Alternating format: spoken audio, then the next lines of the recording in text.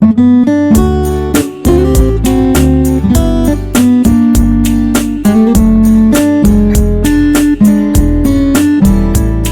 그렇다면 이제 본격적으로 인터뷰를 한번 진행해 보도록 하겠습니다. 안녕하세요. 연세대학교 공식 언론사 연세춘추 사회부 기자입니다. 저는 현재 은퇴한 운동선수들의 삶이 어떻고, 그리고 이런 문제점들을 해결하기 위해서는 어떤 방향성을 제시해야 하는지를 재현하는 기사를 작성 중에 있습니다. 기사를 작성하기 위해 정보를 취합하던 중 교수님의 논문 은퇴 선수의 지원 사업의 정책적 개선 방안 연구를 보고 이렇게 연락드렸습니다. 먼저 첫 번째 질문 드리겠습니다. 현재 우리나라에서는 은퇴 선수들을 위해 대한체육회와 국민체육진흥공단에서 은퇴 선수를 위한 프로그램들을 진행 중에 있습니다.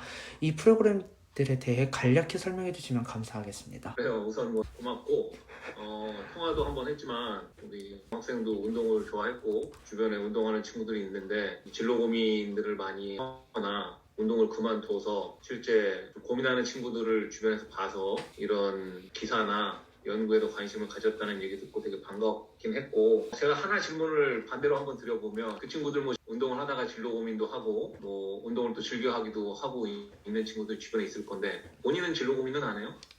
전 진로 고민은 당연히 하는데, 그러니까 저는 약간 사회에서 인정한 약간 그냥 절차를 밟는다고 친다면 그 친구들은 이제 밟을 절차가 없다라는 느낌이 조금 강하게 들었습니다. 본인이 절차를 밟을 수 있는 건 어떤 걸 얘기하는 거예요? 그러니까 보통의 삶이라고 해야 할까요? 보통의 삶이 뭐지?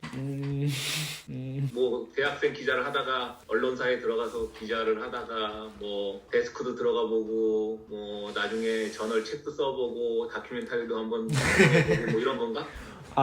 언론사에 이제 나갈 생각은 별로 없긴 하지만 어쨌든 그러니까 뭐라 할까요? 제가 이런 질문을 한 건 네네. 사실 그 스포츠 환경에서 시장에서 이제 운동선수를 그만두는 경우의 사례들을 너무 비관적으로 보는 시각이 있다는 거예요.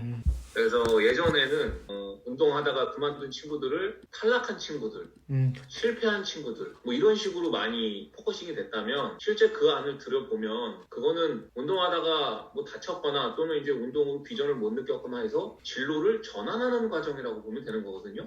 근데 그건 사실 누구에게나 있는 거지. 맞아요. 우리 기사처럼 사회과학 계열에서 하고 있지만 사회계열 일을 안 하면 그게 뭐 실패한 거예요?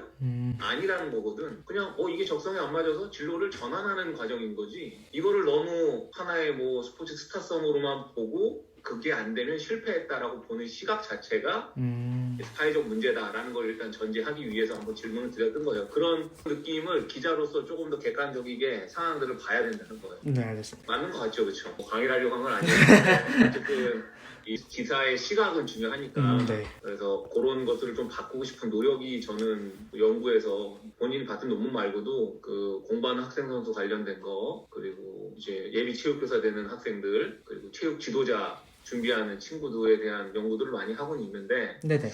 어쨌든 우리 시장 자체가 조금 이슈화되기 쉽고 그 기사화되기 쉽다 보니까 작은 노출된 거 하나 갖고 조금 과장되게 퍼포먼싱 되는 게 있다는 거예요, 실제. 그러니까 하나로 예를 들면 무슨 그 수영단체에서 비리가 나가지고 뭐 수원연맹 그 스포츠는 다 비리만 저지르고 막 그런 걸로 막 포커싱이 돼. 네. 근데 따지고 보면 삼성에서 일어나는 비리가 그쵸. 100배, 1000배 크거든요. 그렇죠.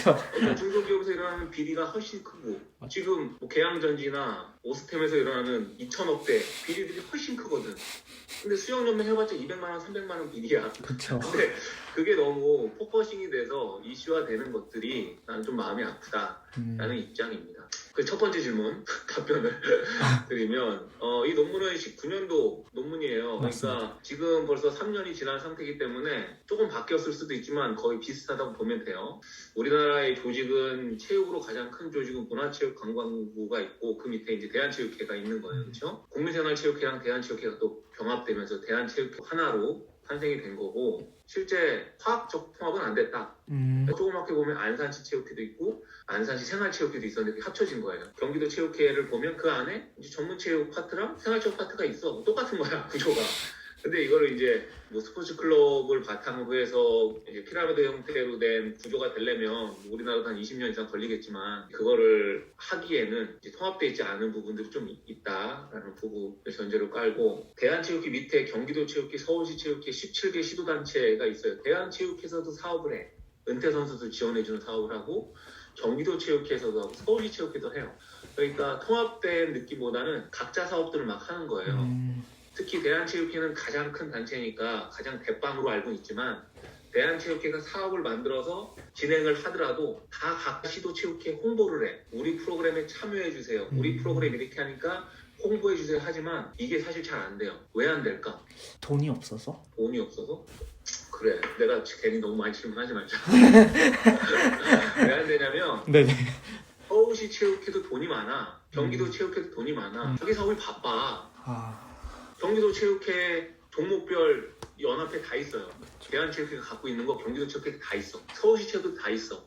자기 시 체육회들 챙기고 정체전 나가고 하는 것들을 해야 되고 안에서의 사업들을 해야 되기 때문에 자기들 사업도 바쁜데 대한체육회가 뭐 맨날 만들어서 이것도 참여하세요 저것도 참여하세요 그러는 거야. 맞네요.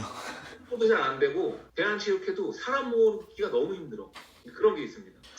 그래서 대한체육회는 은퇴선수 지원 센터 그거를 만들어서 송파에 올림픽체육관 꼭대기층에 이제 그 센터도 하나 있어요. 그래서 은퇴 선수들 멘토링 해주고 근데 이제 은퇴 선수가 신청해야 돼. 자기가 신청해야지 이제 그거 해주고 취업 멘토링 해주고 그다음 연계까지 해주고 뭐 이런 프로그램입니다. 그거 말고도 직군 관련된 교육들을 계속 매달 공개를 해요. 엑셀 공부, 영어 공부, 직무 능력 공부, 뭐 코딩 같은 것도 하고 그러니까 직업 관련된 거는 다 해. 그런 것들 하고 있고 그나마 의미 있는 것들은 그 은퇴 선수들이나 현재 선수들을 해외 그 외교 역량을 키우기 위해서 영어 공부 플러스 해외 행정을 배울 수 있는 체험 교육 같은 걸 해줘서 해외 대학원 지원 같은 거 몇 명 되진 않지만 뭐 그런 의미 있는 프로그램들은 실제 탑 클래스 국가대표들이 공부 역량이나 뭐 행정 역량, 언어 역량들을 높일 수 있는 걸로 해서 성공적이게 되는 케이스도 분명히 있습니다. 그런 것들은 대한체육회에서 해줘야 되는 게 맞는 거죠. 아까 말씀해주신 것처럼 은퇴 선수 진로 센터를 만들어서 이 은퇴 선수들에게 지원을 해주고는 있는데 사실 제가 여기서 문제점을 좀 많이 느꼈던 거는 이걸 알고 있는 사람이 어쨌든 이 2019년에 조사한 자료긴 하지만 20% 정도밖에 되지 않는다는 거고 그리고 또 은퇴 선수가 가장 많이 나오는 20세에서 24세에서는 13%밖에 없고 또 경험률로 치면은 7%밖에 안 된다는 게 좀 많이 문제라고 생각을 했습니다. 혹시 이렇게 된 이유는 무엇일까요? 정말로 이 대한체육회가 은퇴 선수들을 중심으로 이 사업을 펼쳤다면 그리고 홍보가 잘 됐다면 이런 일이 없었을 것 같은데 혹시 이렇게 참여율이 저조하고 알려진 것도 저조한 이유는 무엇일까요?